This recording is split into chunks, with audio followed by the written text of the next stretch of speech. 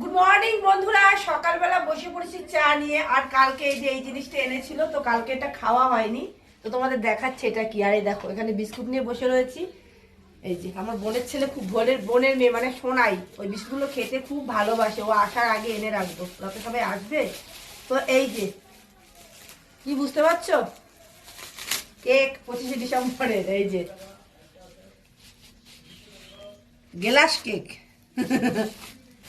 কি করে কাটবো এটাকে, এরকম করে? এটা কাগজ খুলে যাচ্ছে তো।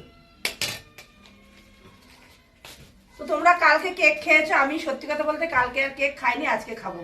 তো এই যে কাটছি পিস পিস করে। 1 2 3 4 আর দরকার নেই, এটা থাক। বাহ, খুব সুন্দর হয়েছে। ভিতরে কিসমিস মিসমিস নেই? হ্যাঁ আছে, এই যে